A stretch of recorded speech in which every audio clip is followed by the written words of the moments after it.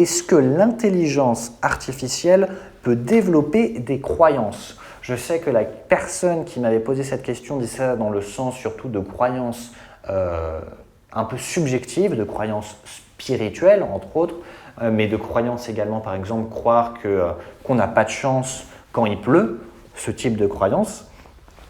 Et c'est une très très bonne question parce qu'en fait, nous en tant qu'humains, pour répondre à cette question, il faut d'abord réfléchir à qu'est-ce que c'est qu'une croyance. Je vais prendre un exemple tout simple, par exemple, que s'il pleut, j'ai plus de chances de gagner si je joue à un jeu d'argent, par exemple. C'est une croyance qui en soi ne fait pas nécessairement sens quand tu prends du recul dessus, tu es en mode mais en quoi le fait qu'il pleuve va faire que tu gagnes plus souvent un jeu d'argent. Quand je dis jeu d'argent, je ne dis pas le loto où tu as une chance sur 3000 milliards de gagner, mais je dis les trucs un peu à la con où tu as deux chances sur 3 de gagner, sauf que si tu joues au truc 1000 fois, tu vas perdre tes sous en fait. Ce type de jeu, tu vois ce dont je veux parler.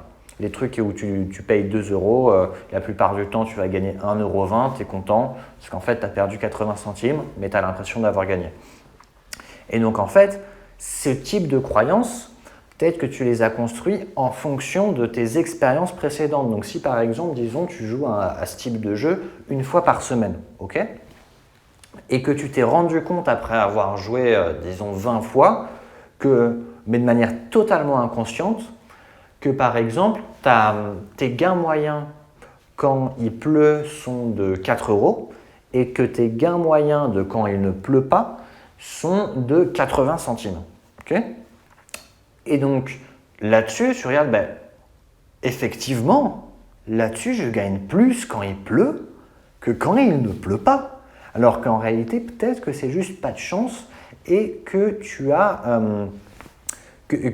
as juste joué 3 fois à un moment où il pleuvait et que par chance, tu as gagné plus. Et donc ça fait un effet pas de chance où tu crées une croyance. Tu pourrais avoir l'impression qu'effectivement, quand il pleut, tu gagnes plus. Évidemment, quand on prend du recul, on se dit que c'est un peu stupide, sauf que la raison de pourquoi nous, en tant qu'humains, on développe des croyances, c'est pour expliquer des choses qu'on ne comprend pas. Parce qu'en fait, nous, en tant qu'humains, on ne peut pas tout comprendre, on comprendra jamais, on aura tout compris. Et donc, pour faire sens d'un monde extrêmement complexe et pour éviter un peu de devenir fou à cause de choses qu'on ne comprend pas, souvent ce qu'on fait, c'est qu'on crée ses croyances. Par exemple, je ne sais pas, on va se dire « Ah s'il y a de l'orage, c'est parce que Zeus, il n'est pas content. Ah s'il y a un bel océan, c'est parce qu'on a donné des offrandes à Poséidon. Si la mer elle est enchaînée, elle a fait couler un bateau, c'est parce qu'on n'a pas donné assez d'offrandes à Poséidon. » Quand tu regardes toutes les cultures humaines, il y a en permanence des croyances, mais également même dans nos cultures athéistes. Par exemple, aujourd'hui, on a des croyances que les diplômes rendent intelligents, ce qui est une croyance qui est basée sur quand même de fausses données, comme dans le cas du loto, où on voit par exemple, en moyenne, les gens qui ont des diplômes, ils ont l'air plus intelligents que les gens qui n'ont pas de diplôme, donc il faut faire des études et avoir des diplômes pour être intelligent. Mais en fait, ce n'est pas du tout la même chose et là, c'est juste le fait de confondre la cause et un effet. Mais ça, on pourra en reparler plus tard. Et donc en fait, toutes ces croyances, c'est totalement normal d'en avoir parce qu'on a besoin d'expliquer les choses parce qu'évidemment, nous aujourd'hui, on sait que la mer, elle est contrôlée par les phases de la Lune, par la météo, par tel truc, je ne sais pas quoi. Et on sait que le fait qu'il y ait un orage, c'est contrôlé par l'accumulation d'électricité dans le ciel. Peut-être que je dis totalement des conneries, mais j'imagine que c'est comme ça. Alors que si tu réfléchis il y a 1000 ou 2000 ans, il fallait bien s'expliquer. En tant qu'humain, on a besoin d'une raison, d'une explication aux choses. Et le fait de se dire, s'il y a de l'orage, c'est parce que Zeus, il n'est pas content. Bon, c'est pas parfait, mais au moins, il y a une explication. Et au moins, ça fait sens. Et donc tu pourrais te dire, aujourd'hui on peut se dire c'est totalement ridicule de baser ses croyances sur n'importe quoi, mais en fait aujourd'hui on a plein de croyances également. Tu vois, je sais pas, on se dit, ah bah comment ça se passe pour que la matière tient ensemble et que tout ne parte pas en cacahuète. On est en mode, bah je pense que c'est parce que les trucs s'attirent et qu'il y a un truc de gravité qu'on peut à peine mesurer et qui fait ça, etc.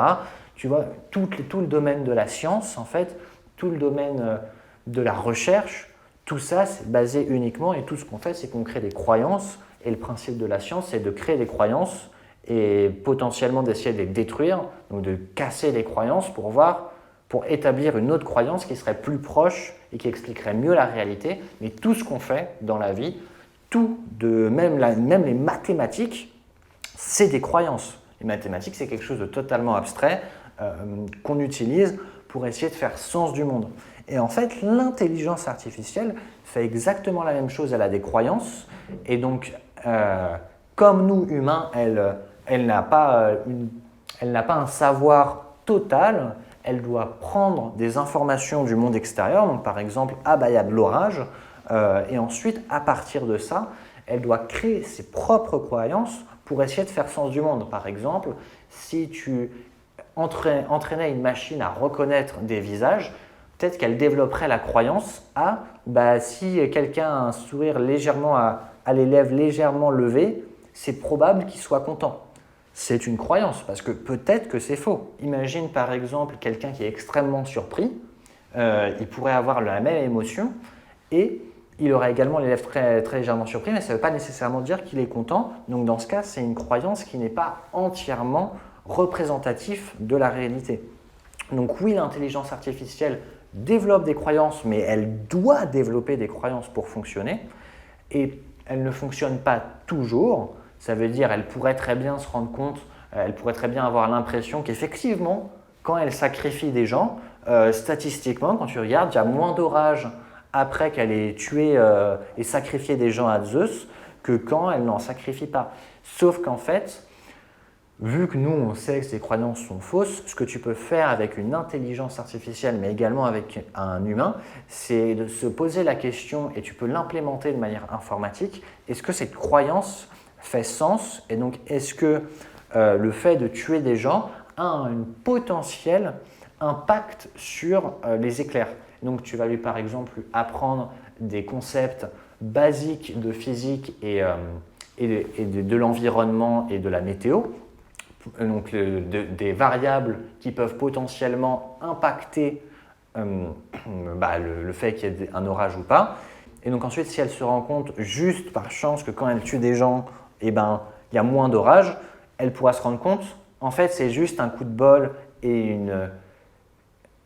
quelque chose de peu probable, mais qui s'est quand même produit. Mais en réalité, ça ne fait pas sens. Ce n'est pas le fait d'avoir tué plus de gens qui fait qu'il y a moins d'orage. Et c'est vachement important de mettre en place ce type de raisonnement parce que sinon, en fait, tu peux avoir des trucs totalement ridicules. Par exemple, je ne sais pas si tu le sais, mais si tu veux investir dans les marchés financiers et prendre des positions sur les actions, il y a un indicateur qui a super bien fonctionné si tu veux acheter des actions, le marché des actions américains, c'est tu regardes est-ce que c'est telle ou telle équipe qui a gagné le Super Bowl américain. Et en fait, ça prédit à mort le mouvement des marchés financiers américains. Sauf que, évidemment, on sait très bien que c'est une sorte de blague statistique parce que si c'est telle ou telle équipe qui gagne le Super Bowl, ça n'a pas tellement d'impact que ça sur le mouvement des marchés américains. Et en fait, ça c'est vachement important d'en être conscient parce que sinon tu pourrais effectivement croire, si tu regardais juste les statistiques, que oui, si tu regardes qui a gagné le Super Bowl, tu vas devenir riche. Et il y a beaucoup de systèmes d'intelligence artificielle, la plupart ils fonctionnent comme ça et donc ils sont assez cons. C'est juste de voir ce qui marche sans se poser la question est-ce que ça fait sens?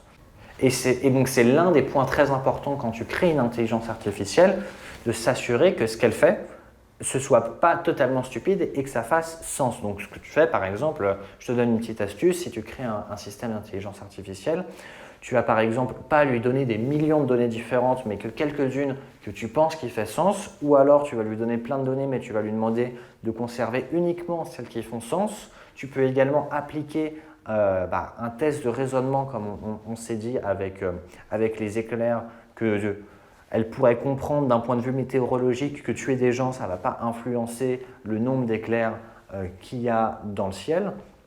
Et après également, ce qui est fréquemment et extrêmement important à faire, pas tant ça, c'est assez fait dans l'intelligence artificielle et extrêmement fait dans la finance, c'est de tester le système que tu as créé sur d'autres données que celles que tu as utilisées pour créer le système. Ça veut dire si tu demandes à une intelligence artificielle d'apprendre qu'est-ce qu'elle pourrait faire pour réduire le nombre d'éclairs dans le ciel, et imaginons, elle découvre que si elle sacrifie des gens à Zeus, ça lui permet ça fait qu'il y a moins d'éclairs dans le ciel.